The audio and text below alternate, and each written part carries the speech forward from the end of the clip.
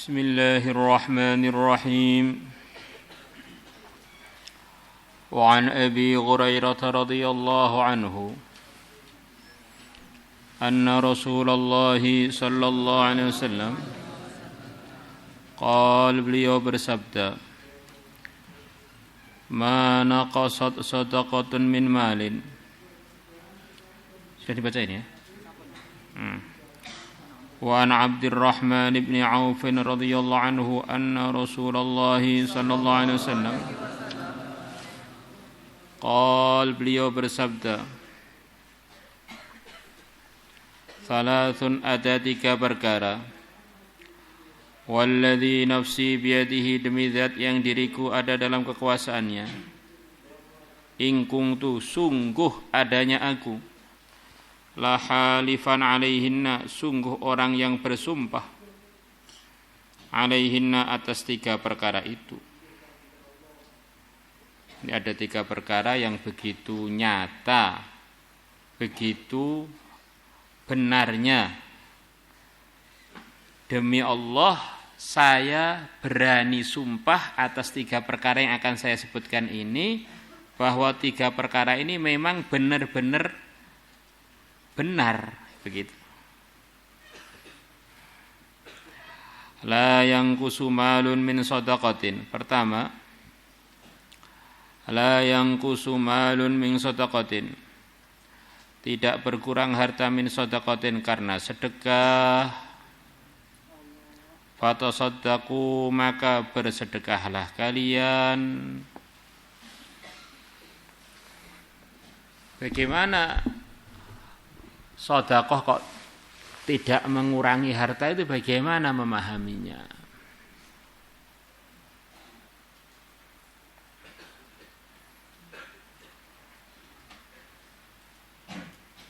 Ada beberapa pemahaman, sebagian sudah kita terangkan. Yang pertama, harta kita yang sebenarnya adalah harta yang kita simpan di akhirat sana di sisi Allah. Itulah namanya iqradullah, menghutangi Allah. Bahasanya mudahnya begitu itu. Sebetulnya menyimpan harta kita di tempat penyimpanan terbaik yang Allah menjanjikan siapa yang menyimpan nafkahnya karena Allah di sisi Allah, maka Allah akan melipat-lipatkan nafkah yang telah disimpan tersebut. Man dzalladzi yuqridullaha qardan hasana wa yudha'ifahu lahu ad'afan katsira. Ini pemahaman pertama. Ini pemahaman akhirat. Adapun harta yang kita tinggal tidak sempat kita jadikan amal, itu belum tentu jadi harta kita, bahkan mungkin menyusahkan kita. Jadi rebutannya ahli waris, jadi sengketa, atau malah terlantar tidak berguna, macam-macam. Jadi kalau hartanya sudah disedekahkan, janji Allah fayudha'ifahu lahu ad'afan katsirah, akan dilipat-lipatkan oleh Allah yang maha benar harta tersebut. Yang kedua, di samping itu orang yang ahli sedekah di dunia ini pun Allah akan mudahkan urusan-urusannya yang tidak diberikan kepada orang-orang yang tidak ahli sedekah seperti dia. Macam-macam anugerah. Di antaranya akan ditolong oleh Allah karena dia suka menolong hamba Allah. Ya, kalau sudah ditolong oleh Allah, di antara bentuk pertolongan ya harta itu tidak malah menjadi sedikit, tambah lagi ada asbab-asbab yang datang pada dia, hartanya tambah barokah, bahkan tambah banyak, lipat-lipat. Wallahu fi aunil abdi ma kana al abdu fi auni akhi. Allah akan menolong hambanya selama hamba itu masih mau menolong saudaranya.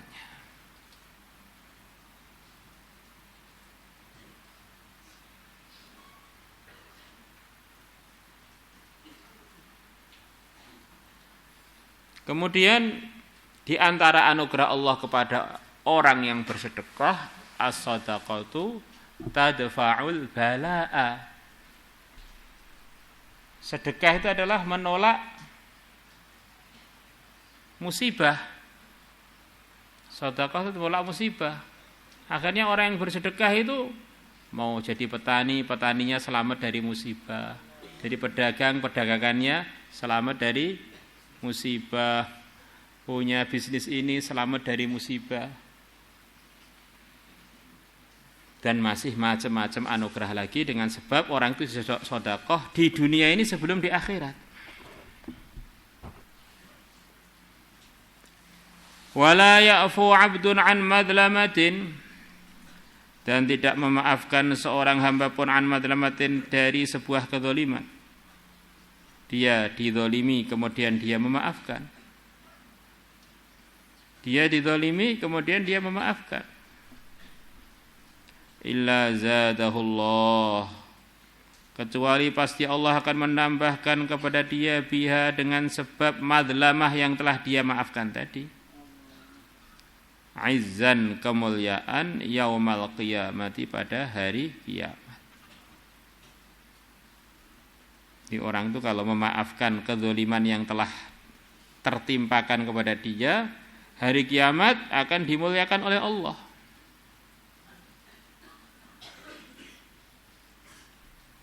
Nah, kemuliaannya di antara yang dijanjikan oleh Allah adalah dimaafkan dosanya oleh Allah.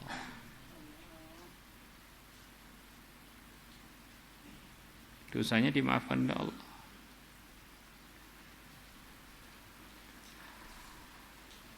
Wala yaftahu 'abdun baba mas'alatin, dan tidak membuka seorang hamba pun baba mas'alatin, pintu meminta,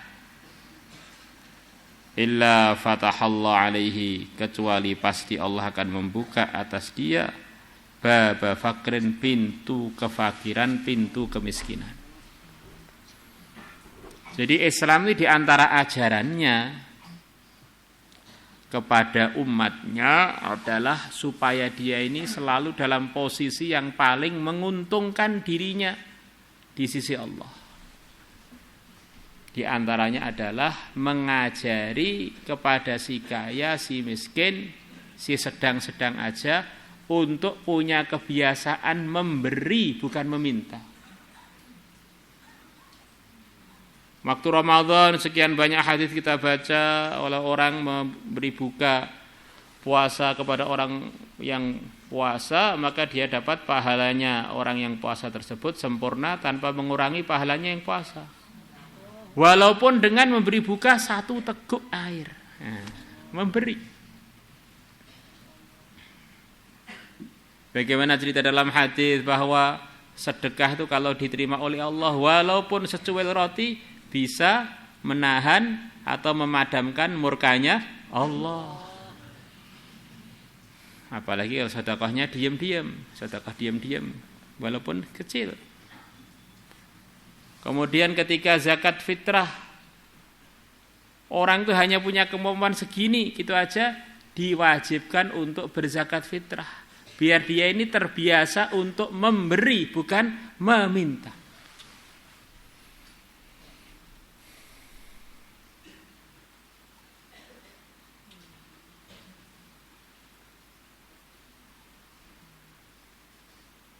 Maka begitu kita ini balik, di antara aturannya kita ini seharusnya sudah enggak meminta pada orang tua, tapi mandiri untuk cari nafkah sendiri. Di Islam ini memang mendidik kita untuk jadi orang yang enggak ngerepotkan orang lain. Nah, orang tua membiayai kita ini adalah bagian dari pahalanya orang tua membiayai orang yang sedang belajar. Dan itu sebetulnya bukan kewajiban orang tua kita saja, semua orang Islam berkewajiban punya fikir untuk meningkatkan keilmuan dalam keislaman dengan mengirim orang-orang untuk belajar agama, mereka musyawarahkan bagaimana menafkahi orang tersebut.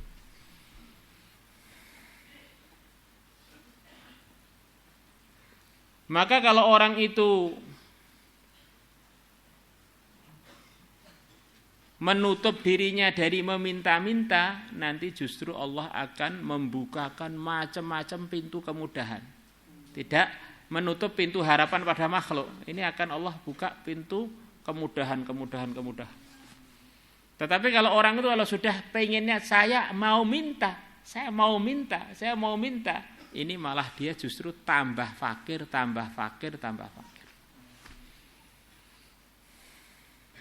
Dan tidak membuka pun seorang hamba pintu minta-minta, kecuali Allah akan buka untuk dia pintu kemiskinan. Nah itu ada pengemis Pak, kaya raya, simpenannya ratusan juta, ini tetap aja kan pengemis. Peminta rendah, bukan orang yang mulia. Maka dibahas dalam kitab-kitab fikih bahwa bagi laki-laki terutama ini bahasannya, kok badan dia sehat, mampu bekerja, itu sebelum dia tidak makan tidak minum 3 hari 3 malam sampai khawatir mau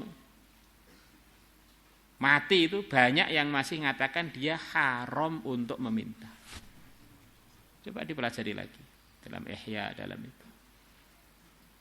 Jadi orang Islam tuh bagaimana jadi orang yang enggak ngerepotkan orang. Maka di pondok kita nanti dilatih untuk khidmat ini, khidmat itu, untuk furusiah, biar enggak jadi orang manja. Bukan terus jadi orang kantoran duduk manja, males, dihidmati begitu. Jadi bagaimana apapun kondisi itu tidak cengeng. Kalau perlu nyangkul ya nyangkul siap dan mampu. Nah, kalau perlu nguli ngangkat-ngangkat beban juga siap dan mampu untuk itu. Mana ada orang yang lebih terhormat di kalangan sahabat melebihi keluarga Nabi. Nah, keluarga Nabi jadi menantunya Nabi lagi, Sayyidina Ali. Pas enggak ada keperluan di rumah, beliau kerja nyirami kebunnya orang Yahudi. Setiap gayung dapat upah 1 biji kurma. Masya Allah. Ini gambaran-gambaran bagaimana Islam ini mengajarkan kita untuk jadi orang yang tidak manja, bermanfaat untuk orang dan jangan jadi bebannya orang. Bagaimana? Siap? Insyaallah. Maka pada orang tua wis ojo jaluk ngono lho.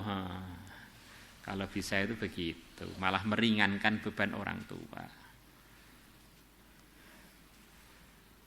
Kecuali kalau punya niat yang berbeda. Orang tua saya ini hartanya dihambur-hamburkan biar saya minta biar ngurangi hisabnya di akhirat untuk fisabilillah, yaitu ya kalau memang beneran ya Allah kan tahu hati kita.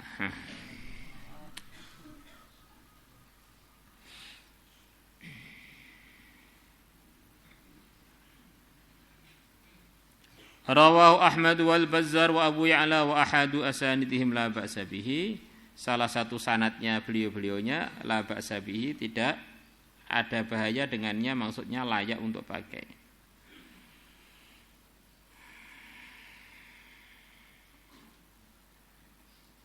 Wa an Abi Kabsyah al-Anmari radhiyallahu anhu annahu sami'a Rasulullah sallallahu alaihi wasallam yaqulu, beliau bersabda, thalathun, ada 3 perkara uqsimu alaihinna, yang aku bersumpah atas 3 perkara itu bahwa itu memang nyata. Wa hadithukum haditsan, dan aku akan cerita kepada kalian satu hadis, fahfadhu, maka hafalkanlah hadis itu. Qal, Nabi bersabda, ma naqasa malu 'abdin min shadaqah, tidak berkurang hartanya seorang hamba min shadaqatin, karena sedekah. Wala dzulima 'abdun madlamatan, dan tidak dizalimi seorang hamba pun dengan satu kezaliman.